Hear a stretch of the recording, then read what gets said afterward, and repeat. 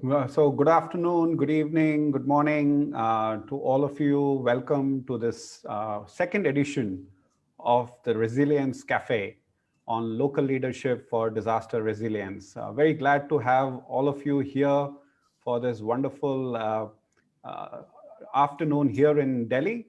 Uh, Let me start by introducing my fellow participants at this very interesting cafe format discussion. First of all, I would like to introduce Krishna Vats. Krishna Vats is right now the member of the National Disaster Management Authority, the Apex Authority for Policy Making in India.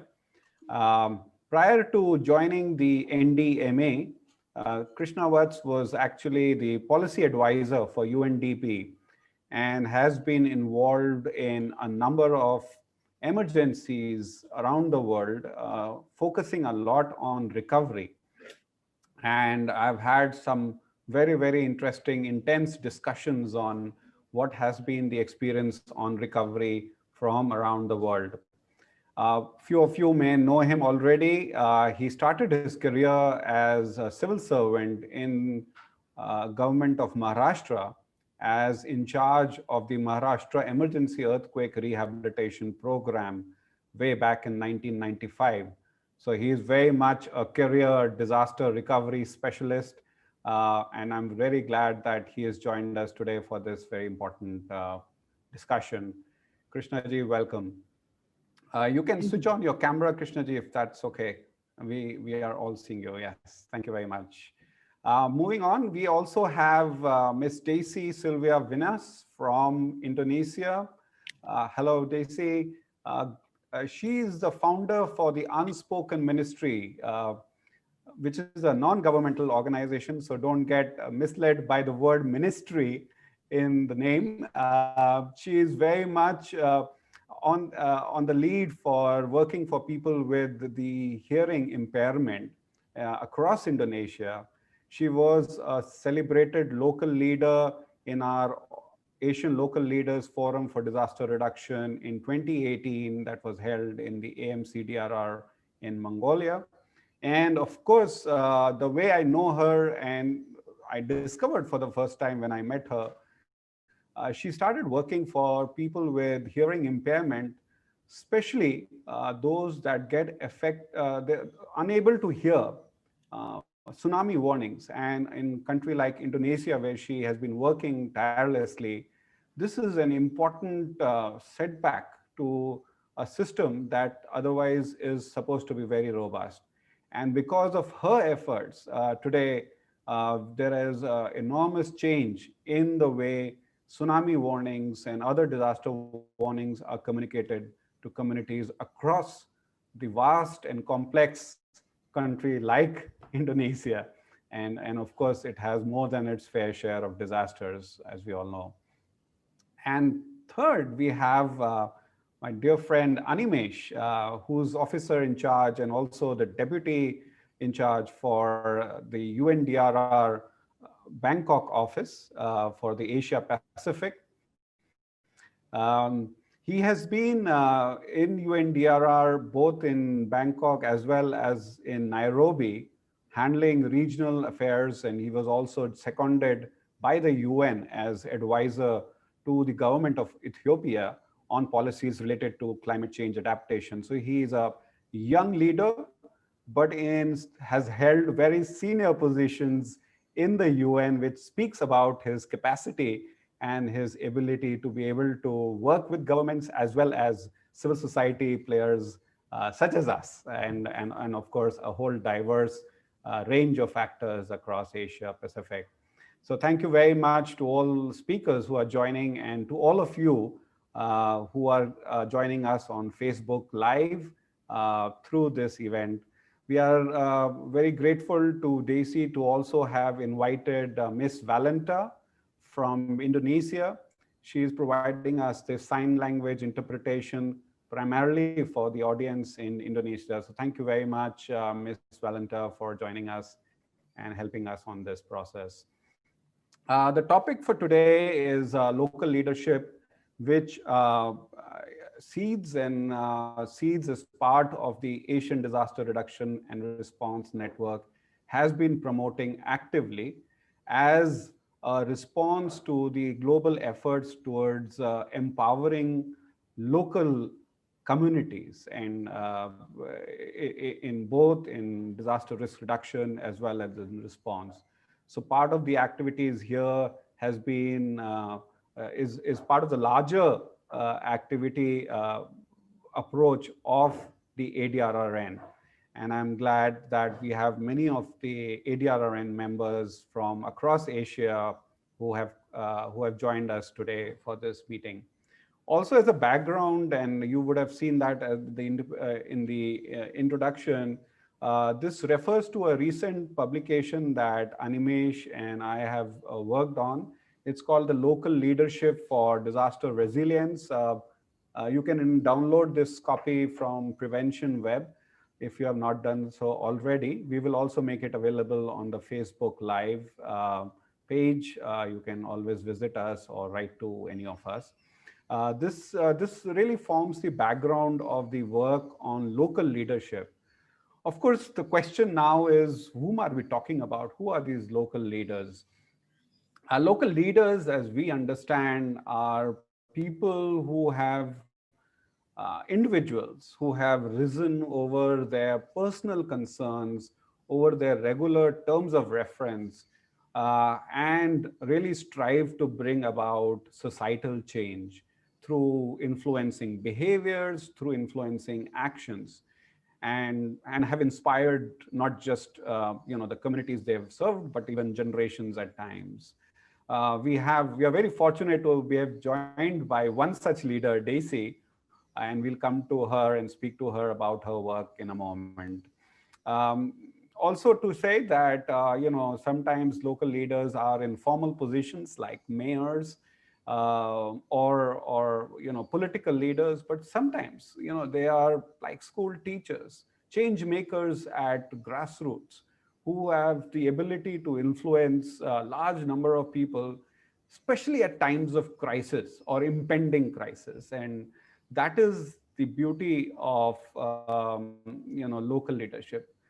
The point that we are trying to discuss today, and I'm really glad that we have a good diversity of speakers, both this side of the camera and among the listening audience, is that how do we integrate this local leadership in the formal system of disaster risk reduction and disaster resilience?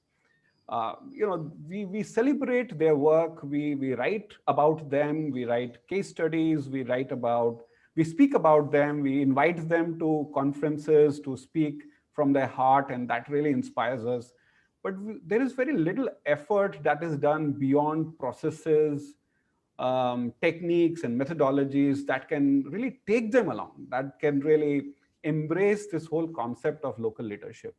And I think that's something that would be very critical for all of us as we are moving towards something of a bigger crisis, as we look at the next 10 years when climate emergencies are now becoming a reality, but also in this pandemic where we have seen that localization or local leadership or empowered local leadership has made all the difference. Just as a housekeeping announcement, please feel free to write your comments and send it to us on the Facebook Live. I have a team here supporting me who will pass on those questions to the participants towards the end.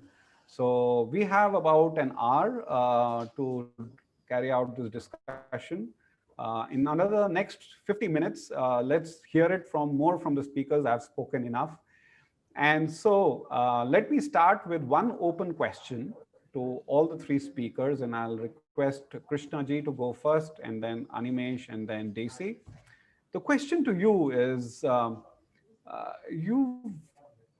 how do you think local leaders can drive lasting change in their communities? Krishna ji? The question assumes that local leaders have credibility, they have the vision, they have the capacity to rise above their levels, think of the interests of the broader community, and not get compromised. Now, this is often, easier said than done. Now, in a practical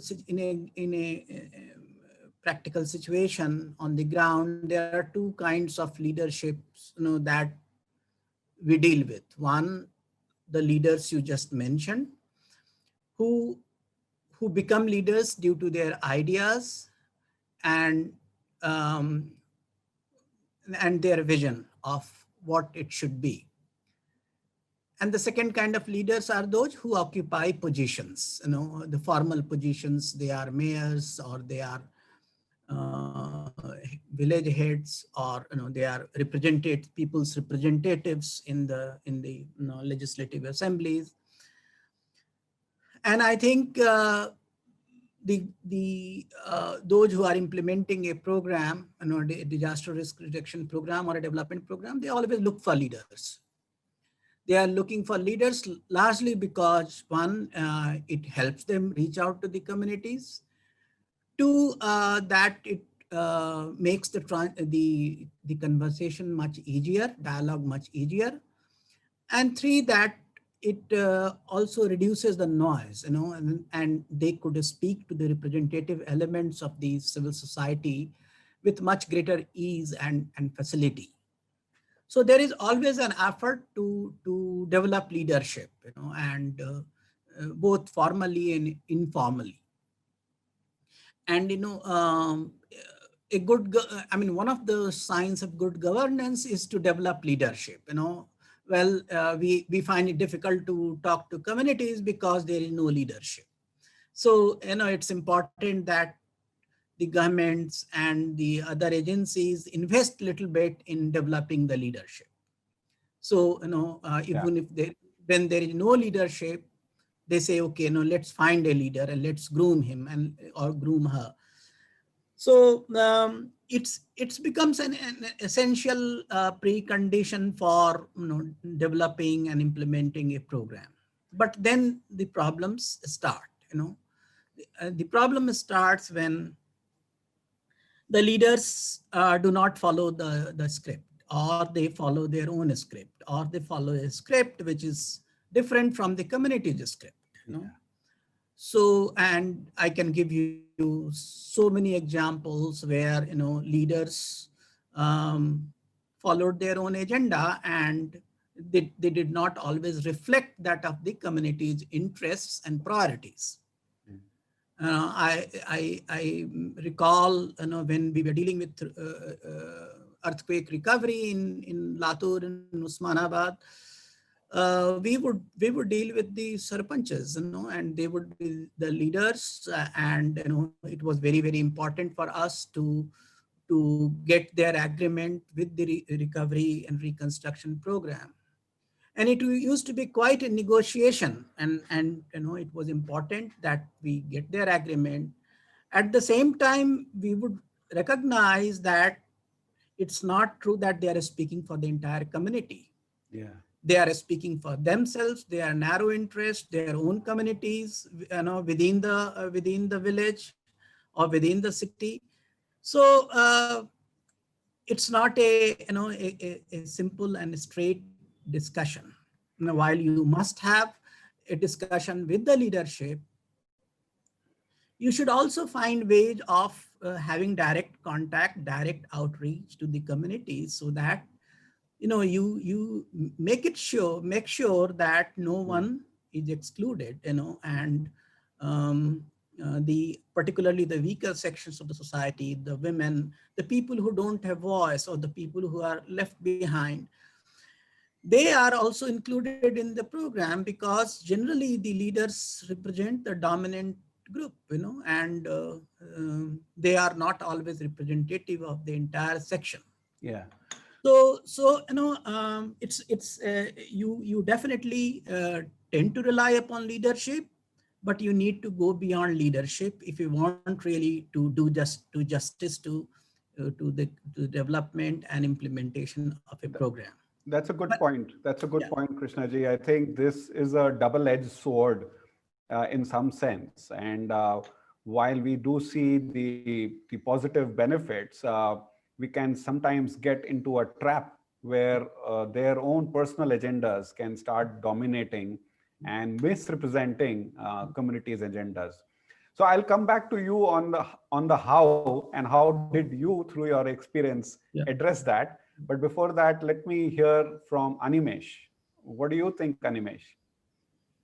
Thanks, Manu. Perhaps in my intervention, I would focus more on what the local leaders can do rather than what they do.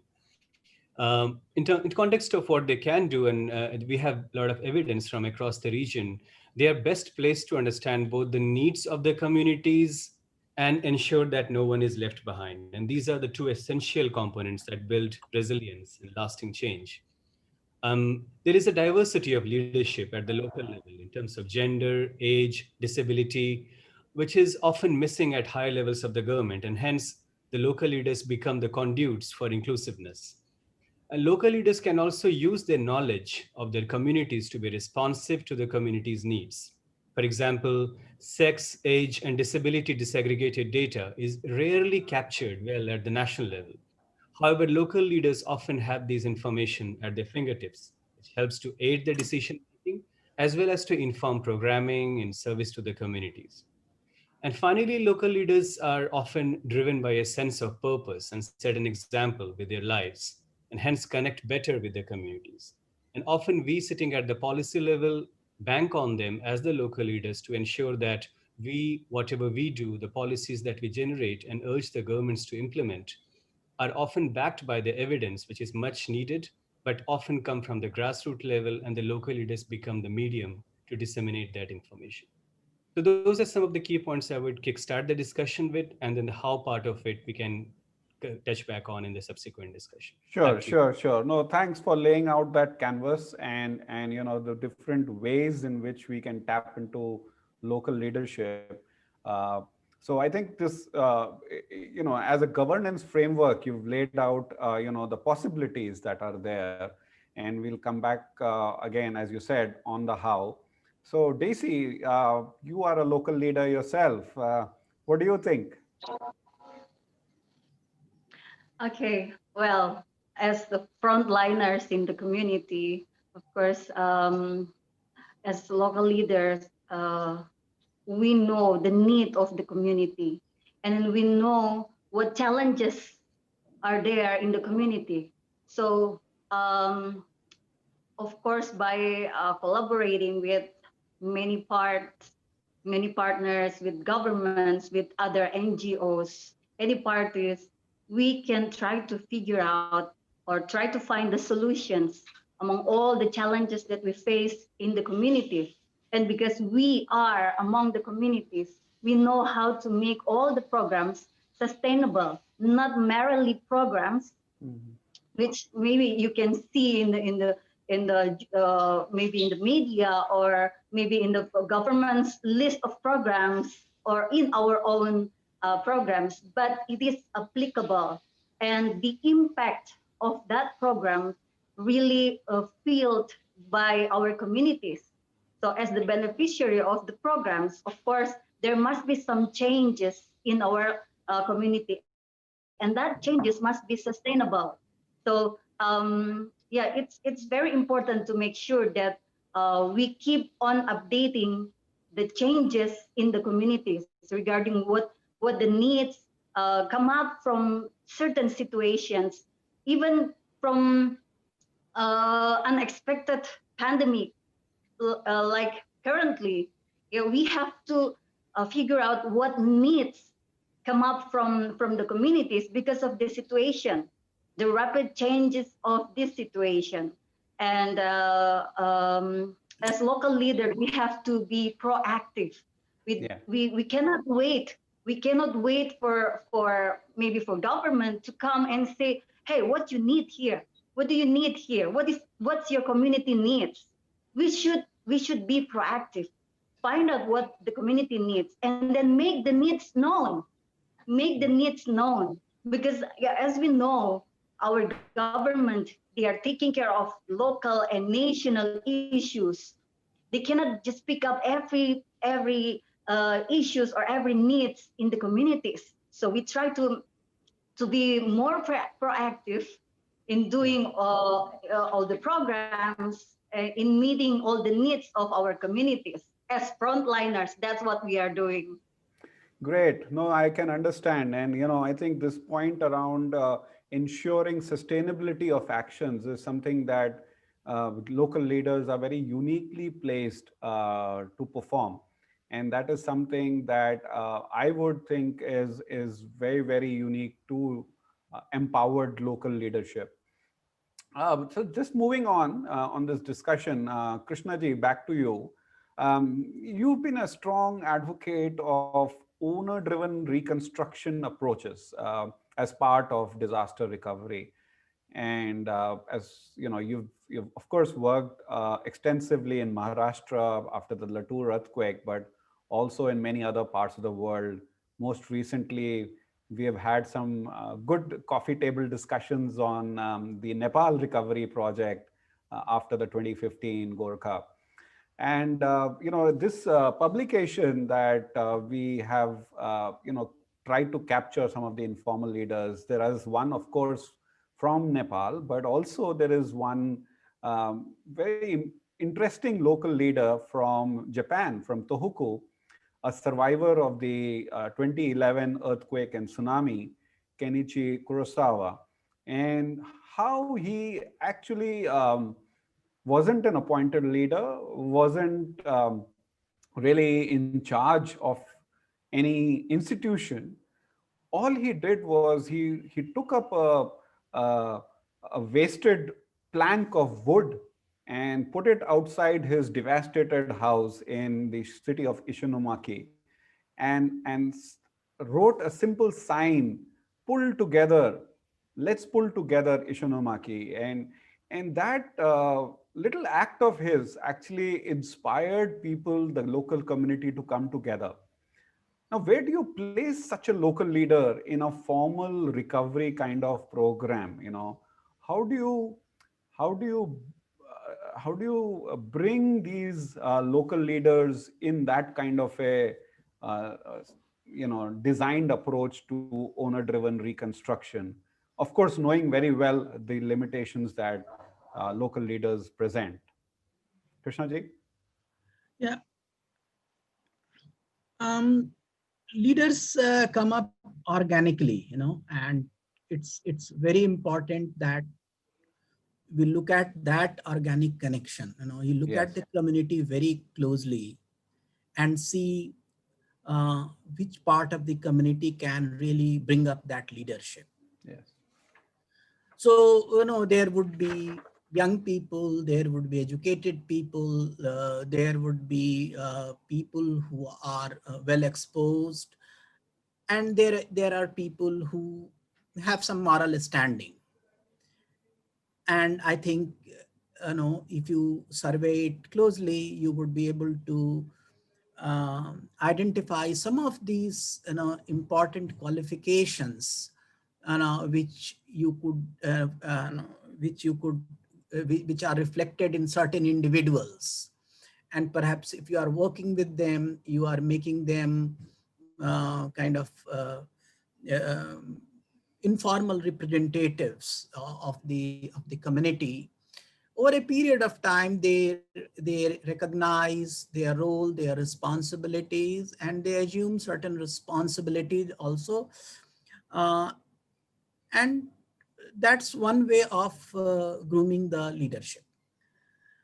But it's also very important that you look at the inequities of the society. You Yeah. look at the social structure.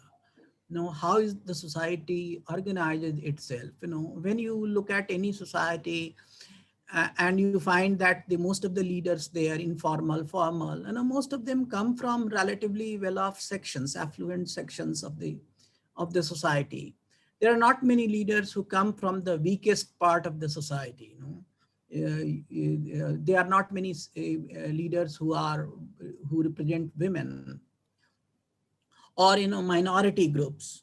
So when you are looking at the structure of the leadership, it's very, very important to look at the structure of the society and see that that structure of society, the inequities, the disadvantages, they are properly reflected in the way leadership comes up and speaks on behalf of the communities.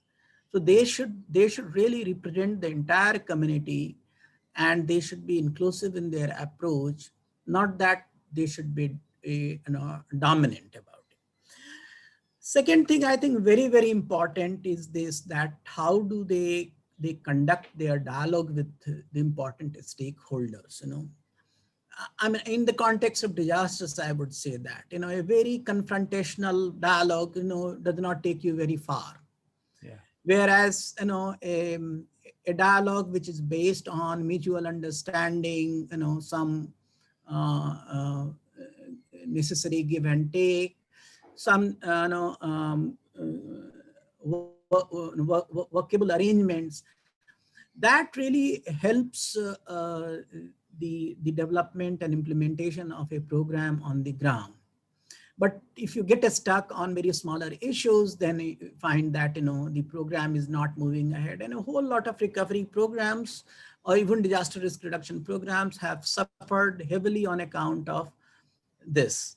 So it's very important to have a positive, constructive attitude on part of the leaders. And when we are looking at this, then these are the qualities that we need to emphasize. Very, very important is the morality, the objectivity, the integrity of the leaders. Yeah. And very often you would see that these local leaders, due to the politics, to the dynamics that exist on the ground, they often get co-opted also. Yes. So, and that's a very genuine kind of apprehension, and the leader should not be able to get co-opted. So, and I have seen we were dealing with the special economic zones, and a whole lot of people were getting displaced, and there were very powerful interests at play. Almost all the local leaders were kind of co-opted by the industrialists and the big money. And finally it is the community which really fought the battle, and they won. So the integrity of the local leaders is also very, very important, and we need to emphasize this all the time when we are working with them. So I think some of and this also, all these qualities, all these attributes that I am mentioning, they just do not come like that. They are innate qualities. These are the qualities, these are the attributes. They are inculcated. These are emphasized. And when you work with them, and when we try to emphasize, impress upon them the value of these attributes, I think that really makes a difference to the long-term standing of these leaders. So I think these are some of the issues that I would like to Oh, highlight. great. I think, thank you very much. In fact, the report that I shared also picks up on these points as something that worked in case of these 8 or 9 profiles that we shared in the report. And I would rank personality of sincerity, integrity, and most. Who have stood to in an inclusive manner their community's point of view, score the most on these personality traits. And so I completely agree with you. And all those operational points that you have so eloquently described about the grooming process of looking at how do you conduct dialogue which is not confrontational but constructive, that has openness around it, is the way forward. And sometimes you may need to enable that kind of an environment to be able to carry out such dialogues. Also, we've seen that the the kind of leaders that are more adaptable. They are more and not brought from outside, but actually, maybe survivors themselves are the ones who completely understand and are sensitive to the needs and and are able to represent. So I think you've made the right points, Krishnaji, on and I'm sure many of the people who are listening to this are making notes on this. Let me move on to Daisy. Daisy, you've been a local leader. You started something small with a small community, and realizing that there is a national need, you scaled it up gradually. What were the challenges you faced uh, in trying to scale that from local to national? How did you engage? Tell us something more about it. What worked? Okay, thank you. Well, as a local leader that come up from local communities, of course, as I mentioned before, we have to make our needs known, especially in these cases by government, because we want to attract their attention. We want to get their attention on the needs of our communities. So what we are doing is we have to prove that the needs of our communities is really there. So what we did was we we did some researches. We did some researches, and because all of our programs are research-based programs, so we made research and then we proved to our government that the needs is there, and as a government, they have to address the needs of these communities. For Right. example, like Manu mentioned before about the early warning system in Indonesia, the early warning system previously was not accessible by deaf people. Yeah, because we still use we still use a sound-based early warning system, Like as sirens as and we all know. horns. Yeah. Yes, sound, using sound. As we all know that deaf people cannot hear sound.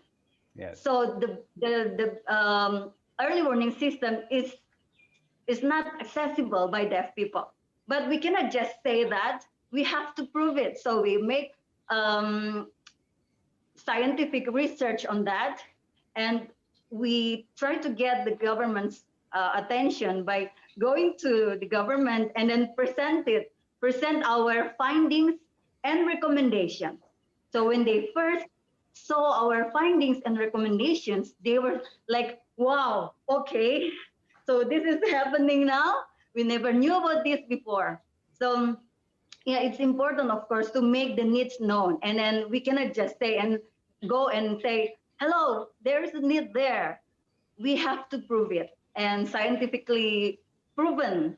So yeah, the government then cannot just take it for granted, because the needs there, and then they know that they can do something, and it doesn't really difficult to provide what is needed by the system to make it work for the deaf people to have access to the early warning system.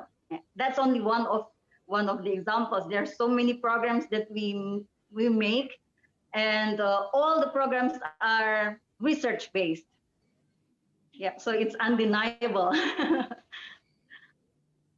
Yeah, no, thank you. I think this research-based evidence collection is an important way, and I'm sure that would have really brought about the change. And I believe now you've held a congress, a national congress, and there is now uniform SOP for entire country on how to ensure there is warning that reaches out to people with hearing impairment. Is that correct? Yeah, as maybe it's not commonly known, but in Indonesia we have unique culture. It's diversity, unity in diversity. So we have different cultures. So it makes the sign language in Indonesia is not only one language. It's It is Indonesian Sign Languages. Means from every parts of Indonesia, they have their own sign language culture. So it's difficult for the government, of course, to serve the needs of deaf people if the means of communication is different. So we try to find the solution. We are not creating new Right. terms, new signs, new sign languages. No, we are just listing the variety of that languages, the different of sign languages, and then we make them known by any practitioners or anyone who wants to serve the deaf people. They know that these are the terminologies used in different parts of Indonesia. So after the Congress that we made, the first Congress in 2018, so currently we have the list of the Indonesian sign languages in disaster risk reduction. Yeah, hopefully it is still in progress because it's not easy to get the sign languages from 17,000 something islands of Indonesia. So it's a big work. I can imagine. I can imagine. Well, thank you for sharing that. In interest of time, I will not dig in deeper because I would really want to know more about how did you make sure some kind of uniformity across 17,000 islands of Indonesia. But maybe for the next edition of this cafe. Um, Animesh, this report that we published recently, uh, it talks about the need for governments to create an enabling environment for local leaders to flourish. Uh, how do you think that can be done? How do you think this knowledge can be translated for a lay audience and for local leaders? Uh, this whole policy push that we are trying to bring about. Animesh? Yep. Thanks, Manu. I think, first of all, congratulations to you and to your team to shape this excellent piece of work that documents local leadership so well through the life stories of some local leaders. For those who have not yet done so, I would strongly encourage them to read the report. It is through celebrating local champions like Desi, who also features in the report, that we can raise the bar on our understanding of an importance of localization. Um, Before going into what the local leaders are doing or how can they push forward the policy agenda, let me try to set the context of the policy itself. Let's look at this year, 2020, which assumes such a high significance for disaster risk reduction and resilience building. As we complete 30 years of a structured dialogue on managing disaster and disaster risk. We have made great achievements, but also there are new realizations, there are paradigmatic shifts, and also facing new challenges. The new paradigm of disaster risk reduction shifts us away from a reactive crisis management approach to a proactive risk prevention approach and locates risk at the DNA of development. And this requires us to engage more with the constituencies who we call as non-converts. And by that, we mean to move the dialogue on DRR beyond the disaster managers to the planning and sectoral organizations for who disaster as an event may not be the reference point. In such cases, it becomes very challenging to make a case for disaster risk reduction where the most successful impact is that nothing happens. So DRR hence becomes a contest against this cognitive bias as one has to fight against something that may never see. An extension of this point also is the way we look at risk. The standard process of identifying, assessing, and containing risk is based on the assumption that risks are out there to be found and dealt with. But risk is not an objective entity, but a social construct. And these must be defined for a particular situation and must be accepted as such by the stakeholder. Another point in context, and moving on forward on this, is the need to bring vulnerability as a key factor of risk, rather than focusing only on hazards and exposure. As the preparedness measures are strengthened, we have become more efficient in managing hazards and reducing exposure. However, keeping hazards constant, it is the differential vulnerability that would result in a differential impact of disasters. Now, these policy issues that we are facing essentially point to the fact that DRR is often about behavioral change. However, we see a gap between knowledge that we have gained and the behavior we demonstrate. And the local leaders play a very pivotal role in bridging this gap between knowledge and behavior. And I'll give three examples or demonstrations of how this is happening. For example, effective communication. Manu, you gave the example of Ishinomaki in Japan, or what Daisy mentioned about the diverse means of communication. The local leaders speak the language that communities understand. And hence, many of the concepts and practices, for instance, the way I have articulated them just now, will be articulated very differently and in more simple terms by the local leaders. The local leaders don't conduct helicopter missions. They have been living with their communities and would continue to do so after the disaster has taken place, long after the disaster has taken place. And this life cycle approach in human form can never be beaten by any form of technology. And my third and final point is in context of setting examples through their own work, through genuine work at the grassroots level, and hence they command the respect of their communities. And all these three factors result in a much needed behavioral change that is so much required to make this paradigmatic shift in disaster risk reduction, moving on from response to creating a culture of safety and resilience. Back to you, Manu. Thank you very much. I mean, sharing these very important insights there, Animesh. Good points. I would want to pick up those points, but we are also, I'm conscious of the time. Just to let everybody know that, this conversation can go on either through email or through the Facebook event, where we have also, by the way, posted the link to this report that Animesh has just referred to, and given some very, very wonderful insights. Last round, if you like, of questions or discussions, as I would put it. And so back to you, Krishna ji. We are seeing, of course, given the challenges, we do see there is merit in investing in local leadership. As a member of India's apex policy body, the National Disaster Management Authority, how do you think we can integrate the local leaders' agenda in national level programs or schemes? Any top line thinking on that? Maybe 1 or 2 points, if you can share.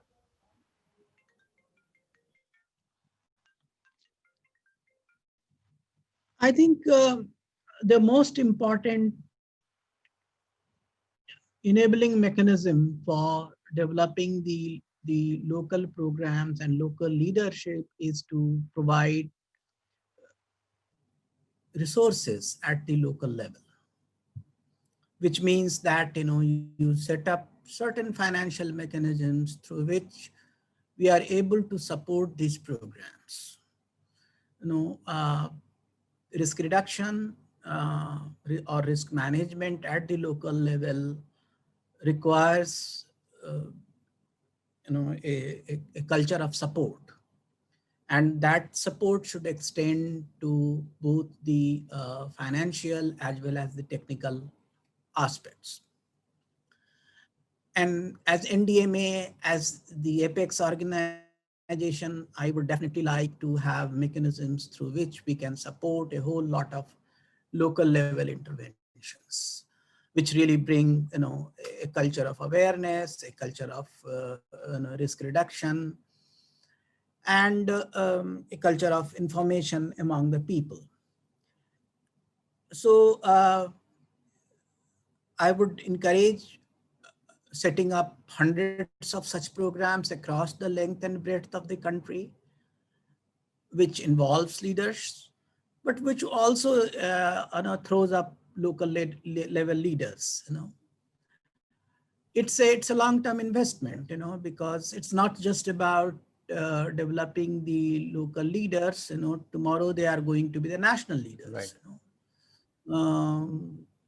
Many of us have started in a very small manner, and you see that after 20 years all these people have become important spokesperson of the sector. So if you are looking at the DRR sector, broadly, and how that would be served both at the local level and at the state level and finally at the national level, it's very, very important that we invest in setting up these local level programs, local level interventions. As you know that DRR sector is facing some challenges. Right. It's getting displaced by climate change interventions. There are other issues. So this is the time for the governments to step in and support these local level interventions. And if we do enough of that, we would see excellent leadership coming up at the local level who would prove to be the champions at the state level and at the national level in course of time. So it's a long-term investment, a long-term strategic vision, and a culture of enlisting support at the local level, within the governance.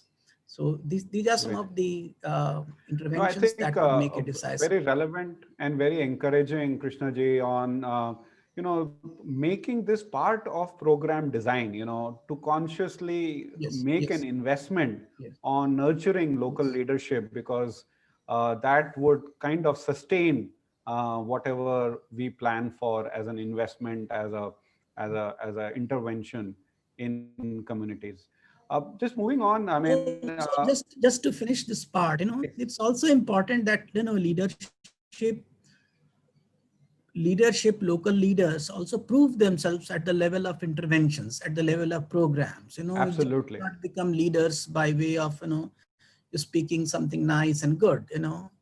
You prove yourself by way of implementing something which is really worthwhile, which benefits the communities. So it really is an opportunity to test the local leaders and give them a platform on which they can prove and embellish their credentials. Thanks. No, absolutely. Absolutely. I mean, perfectly understand this point that, giving them that opportunity, giving them that platform to be able to prove themselves. And it should not be, like you said, a kind of armchair leadership that we often get to see sometimes and get carried away. Uh, Animesh, I mean, UNDRR is the custodian for the implementation of the Sendai framework. Target E has the horizon year of 2020, which talks about local leadership. I mean, achieving plans at levels, including local levels. So, how do you think local leadership would be playing a role in helping you achieve these targets? Thanks, Manu. I think let me just, for the people who may not be aware, I mean, target E of the Sendai framework is among the 7 targets, but this is the only target that needs to be achieved by this year, 2020, and it focuses on developing and implementing national and local disaster reduction strategies, which are coherent with other international frameworks. Now, given the fact that we are already in 2020, we are now moving forward from the last 5 years of preparation of the implementation of the Sendai framework into the actual implementation, which means that the next 10 years, which the SG has called very aptly as a decade of action, will be moving from development of strategies to the implementation. Now, what role do the local leaders play in the implementation of the targetee or the implementation of the national and local DRR strategies is what is very important. And I would give 3 key bases to do so. First is evidence.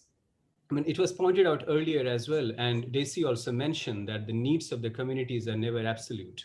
So that points to the need of data. If we don't have the right information, we will not have the right program and not have the right implementation. So in particular, the collection, collation, and analysis of the data from the local level is a necessary component to make the policies informed and contextualized to the needs of the communities that they seek to serve. So the role of the local leaders in collection and dissemination of disaggregated information is very important, which will help inform implementation. The second point is in context of coherence. We know that a series of agreements and frameworks were endorsed during the year 2015-16, but that gave the international community an opportunity to talk about coherence and alignment across them. But the real coherence happens at the level of implementation, and the implementation happens at the local level. Hence, there is a dominant role for the local leaders in ensuring the implementation for coherent planning. And third and final point is in context of community leadership, which has been pointed out so aptly by all the speakers today. We need to move from advocacy to implementation, from words to action. And the flip side of words to action is to move from engaging to empowerment. Now, Krishna highlighted the importance of women leadership, for example, earlier. We are launching very soon a program called Women's International Network for Disaster Risk Reduction, WINDRR, which is being initiated in Asia Pacific. And this program will focus on leadership development, expanding networks, and build partnerships to strengthen the role of women leaders in disaster risk reduction in Asia Pacific. Just one example of how community leadership at the grassroots level can be invested into to form and inform the policies at the national level using women as the conduit. So there can be other examples as well, but unless we move on from advocacy to action and from engaging to empowerment, we would not be able to achieve the real objectives of the 2030 agenda. Back to you, man. Well, thank you very much. And I think this disaggregated data is something that Daisy had also pointed out earlier. And I see a comment from Takeshi, Takeshi Komino, who's the Secretary General for ADRN, sending us this point that building this evidence, building this research based evidence of disaggregated information is something that ADRN members are well placed to do and can become quite a strong case for us to be able to lobby for greater role of local leaders in national and subnational decision making. So great points here on coherence planning, on women's leadership. Thanks very much, Animesh. Daisy, I'll try to ask you a different question. Looking at my watch, we have just a few minutes left. What happened in this pandemic in COVID-19? I think everybody would be wanting to know. It was a very unforeseen, complex disaster scenario. What challenges did you face with the communities that having hearing impairment? How did you overcome these challenges? Well, actually, there's a positive side of this pandemic. Before pandemic, we have to visit different places in Indonesia to make sure that we can find out the needs of the deaf people in different places. And of course, since the pandemic right now, that's impossible to do. But still, it's good that we have technology who can support all our programs. So currently, we can gather even those who are unreachable before. We can reach them by the Zoom, by online or virtual meetings such as what we are doing right now from different places, but we still can communicate to each other and share things. So, but the challenges that we have is, as I mentioned before, Indonesia is a huge country, and we have more than 17,000 islands in Indonesia, and not all of the parts of Indonesia have very good internet connection. There's some parts are still unreachable. So yes, of course, the challenges we are facing right now is sometimes the meeting cannot run very smoothly because of the internet connection. And as we know that the communication with the deaf people using sign language, so of course, good internet connections will be supportive and will be good, because or else it's difficult for us to communicate using sign language with the internet connection problem. Yes, but so far it's we still can make adaptation with some changes, especially during the pandemic. As I mentioned before, the positive side, we can reach the unreachable through the technology. Great. I think this technology has had a great role during this pandemic. Of course, these webinars, which have become so accessible, and all of us have gained so much, tuning into these webinars, which was otherwise not possible earlier.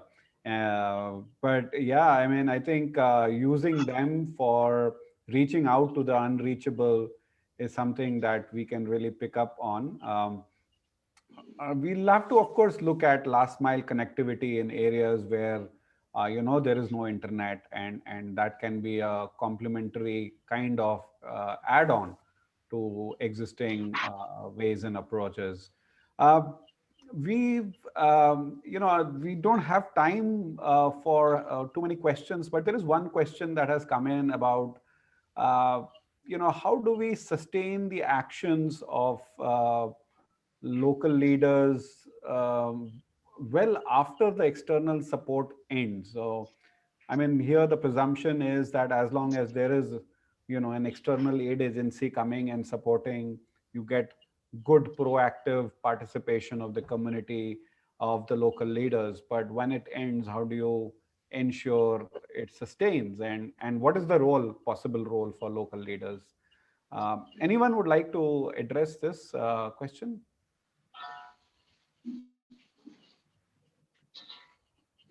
Perhaps, Manu, maybe I can just give a quick point on this. I mean, one way of essentially doing and making the international assistance more long-term and akin to resilience building rather than short-term response is to game change the whole model of international assistance. It was so much evident during COVID itself that the international assistance couldn't just reach the communities simply because the travel wasn't possible or the outreach to the communities from the international side wasn't possible. So it only makes sense to engage the local leaders and the communities in the design of these international assistances and front load assistance right away, rather than engaging them towards the end for sustainability of what was initiated by an international actor. So keeping the local act as part and parcel of the design, planning, and implementation process will actually inculcate sustainability into the model. Can I come in? A great point there. Yes, please, Krishnaji. See, you cannot become a long-standing leader with the help of external aid agency. That's only for Yes. a limited duration, a limited program, limited intervention. You need to build credibility with the local stakeholders, which is the local government, local administrators, and that's that requires a different kind of intervention. That requires that you stand with the community, represent them through thick and thin, build your credibility, and come across as a dependable representative of the community. So it's more through your sustained work with the community, irrespective of where the resource is coming from. You really establish yourself as a leader. With the external agency, of course, you get some resources, you set up a program, and your leadership is only established for the duration of the program. So that's not really the model to advocate. What is important is that you as local leaders need to work with the government and other stakeholders at the local level, whatever be, irrespective of the source of the support for the program. Thank you. No, great points here. I think both you and Animesh have spoken about enabling environment rather than a direct intervention, which becomes then, part and parcel of a program that has its own timeline.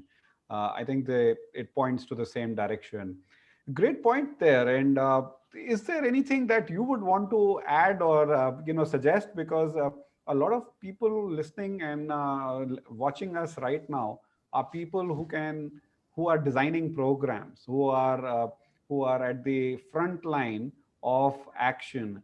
And would you want to give any advice that we may have missed out?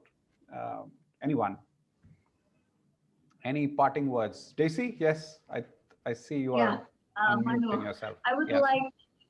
thank you so much. I would like to encourage all the local leaders. Please make sure that you maintain the relationship with the government. Never cease to chase them and make your programs and the needs of the communities known by them. Because if we do not maintain the relationship with the government, then we will just like bumping our heads on the wall, because we cannot do it by ourselves. Of course, we need governments, we need stakeholders, as what mentioned before by Krishna. We need many people, many parties, many uh, you know, resources to work together to make sure that what we are doing is sustainable. And the important thing is, of course, the government. Without the support from the government, then you cannot work alone. Yeah, Yeah, great, great. And that's that's all. why we have the whole diversity here. And I'm sure that's a point that has come across very strongly. Friends, we've reached the end of our time. And unfortunately, I have to close when we were just causing up for a very rich discussion. I know it's late evening for many of you in Indonesia.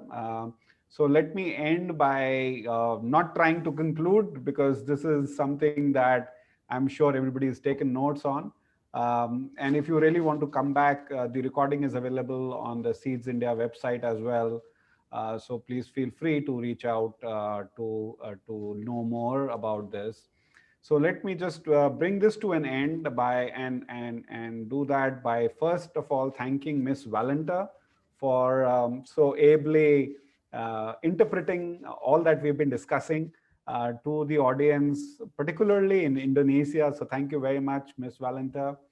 Thank you very much, Daisy, Krishnaji. Thank you very much, and Animesh. It's been wonderful talking to you all. So namaste and a very good evening to everyone. Thank you very much. Thank you. Thank you very much. Thanks, everyone. Bye-bye. Bye-bye.